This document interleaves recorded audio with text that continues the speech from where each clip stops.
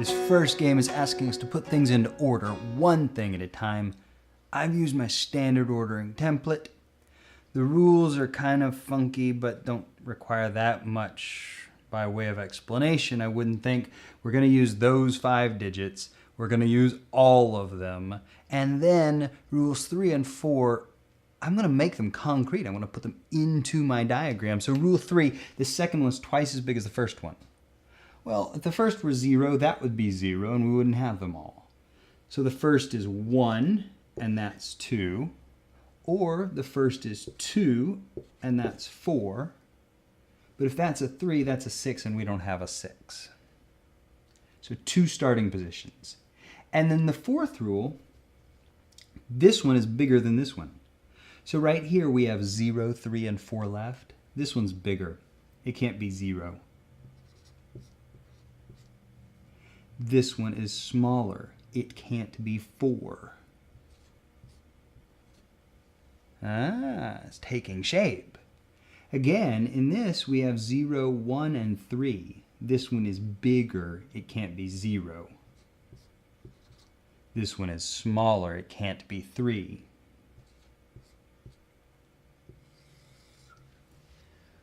We have 2 starting positions. 2 basic starting positions based on that third rule. And with that, I'm really ready to answer questions. We got no global accounting question, but question number 1 is directive, so I'll start there. The last digit of any code is 1. What does that tell us? The last digit of code is 1. We're not using this option, we're using this option. So that's a 2 and a 4. Our 1 is there, so that's not a 1. It's a 0. And all we've got left is a 3. Wow, last digit is 1. It looks like that. What has to be true? A, the first digit is 2. Hells to the yeah. All right, question 2 does not give us any direction, but question 3 does, so I'll take it now. If the third digit is not 0. Well, if it's not 0, then we have 2 options, right? We've either got the 1, 2, and then not 0. And then this one is bigger. So this is a 0. Or we've got the 2, 4, and this is not 0, so it's a 1. This is bigger. It's a 3. So if that third digit isn't 0, there's 2 possibilities. And what must be true? The second digit is 2, doesn't have to be. Third digit is 3, nuh-uh. The fourth digit is 0, both times, 2 possibilities. The fourth digit must be 0. All right, that leaves us with 2 and 4 and 5, none of which give us any direction. So I'll just take them in the order they're presented and watch me use my prior work to help answer those questions. This is why I do these things this way. There's a method in this madness. Question 2, what must be true about any acceptable code? Well, if there's anything that's true about any code, it's true in every piece of my work here. A, the 1 is before the 2. False. The 1 doesn't have to be before the 2. Get rid of that. The 1 appears before the 3. Again, the 1 does not have to be before the 3. Get rid of that. C, the 2 appears before the 3. We had 2 starting positions. Either way, no matter what you do, the 2 is before the 3. That must be true. That's our answer. Question 4. So 4 of these pairs could be the third and fourth digits respectively. A, 0 and 1. I've never seen that happen. Maybe it can't be. We'll hold on to that. B, 0 and 3, however, yeah, I've seen it. That could be the third and fourth digits. Check it off. C, 1 and 0. I've seen it. That could be the third and fourth digits. Check that off. D, 3 and 0. I've seen that happen. That could be the third and fourth digits. Check that off. That means that only A and E are left and 3 and 4 does not appear. So it's either 0 and 1 or 3 and 4. Remember, the one that works is not our answer. All right, if it's 0 and 1, then we're using up our 1, so we're starting with the 2, 4. This last one has to be bigger, and it's a 3. There's nothing wrong with that. That works.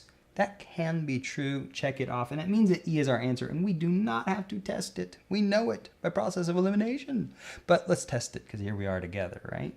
All right, if we're going to use our 4 here, then we're not talking about this one. We're starting with a 1, 2. This one has to be bigger. But, oh no, the only thing we have left is 0, and 0 is not bigger than 3, unless I have missed my calculations. And I don't think I have. That leaves us with just question 5, non-directive, blanket, what has to be true. A, there is 1 digit between the 0 and the 1. No, I could have 2 digits between the 0 and the 1. B, there is 1 digit between the 1 and the 2. No, I don't have to have any digits at all between the 1 and the 2. C, there are at most 2 between the 1 and the 3.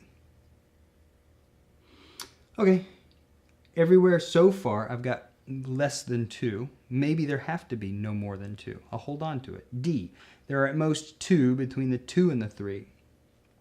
False. I can get up to 3 digits between the 2 and the 3. Get rid of that. And E, there are at most 2 between the 2 and the 4. Well, so far there have never been more than 2 between the 2 and the 4. All right, so C or E must be true. The other one doesn't have to be true. You want to know how to find out which one is true? Make it false. If I can make it false, then it doesn't have to be true. Answer choice C, at most 2 between the 1 and the 3. How can I make that false? Well, give me more than 2. And the only way to get more than 2 between them is to put them at the ends. So 1 and 3. Can I get that much space? Clearly this is a 2. That means 3. The third one is a 0. That's a 4. That follows my rules. This is bigger. It checks out. That means I can have more than 2 spaces between the 1 and 3. Answer choice C is not true. There are not most 2. There's at most 3. And that leaves only answer choice E, which must be the answer. And look at this. There are at most 2 between the 2 and the 4. How are we going to get more than 2? Put them on the ends, right? But we can't put them on the ends because if we put the 2 on an end, it's next to the 4. And if we don't put the 2 on the end, it's right here.